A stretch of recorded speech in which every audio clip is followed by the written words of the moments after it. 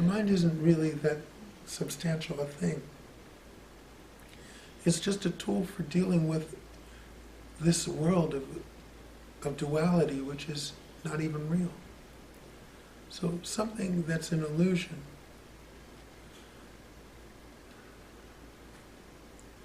doesn't really have any effect on something that's real. So explain to me, just in your words, when you say it's not real, okay, well, so what do you really mean? So this world, I mean, our bodies are not real, saying our mind's not real, our emotions or feelings are not real. Mm-hmm. The essence of who we are is real. All that there is. It's yes. all that there is. Okay. So in other words, you take the world and all of it is just Om. Everything just is. All of it is just being. Okay? Now, because God is infinite, God must include within it something that appears to be finite. Here you are, in this world that appears to have boundaries. It doesn't, but it appears to, because that is the nature of everything, that it must include even its opposite, even something that doesn't appear to be everything, but still it is everything.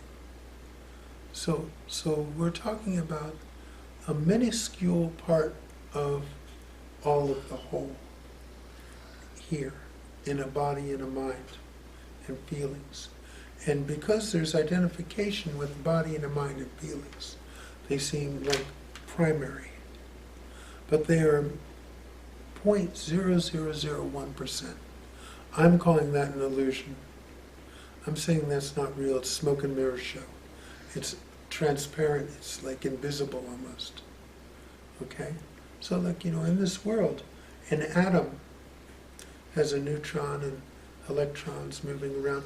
You look at that atom and it's 99.9% space and some tiny little things moving in it. Well, everything in this world is made up of those atoms. Okay, so for us it feels solid because we're made up of those atoms too. But those atoms are nothing. They're space with some tiny little things moving in them. They're not real. You go into outer space, it's the same thing. All of it between here and the next planet is just space. But we're just focused on here and the next planet. But space is what you have out there. There's a good word for it. It's just space. Outer space, inner space, same thing. We call them solar systems. We call them atoms. You see? So are you saying space isn't real as well? None of it's real. None of it's real. None of it's real. It exists, but it is the tiniest fraction of the whole. So it's kind of like, okay,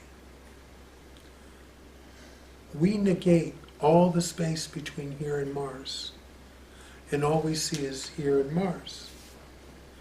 But 99.9999999% of what's between here and Mars is space. We negate it. But that's what it is, you see. That's what most of what everything is. Okay, so you see, you feel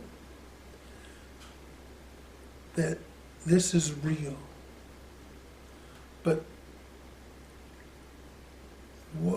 it's like, take things in perspective. You have your 80 years or whatever time you have here. And then you have infinity where you're not here. You see, so what was real in that time frame of infinity? Your little blip of 80 years is nothing. It never even happened. You understand? It appears substantial now, only because of this false identification. What is amazing is that right now the gift is given. Right now, the being, that sense of being is here always. It's always here. That's the gift of this. The gift of this is that, amazingly, consciousness is aware of its existence. That could only happen if there was an illusion of separateness. Okay, so in the vastness of this, there's no sense of I am. But because there is this sense of separation, of differences, of contrasts, then you get this sense that you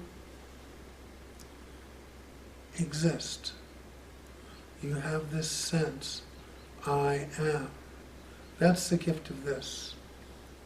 That's, to me, if there needs to be a purpose, that would be it.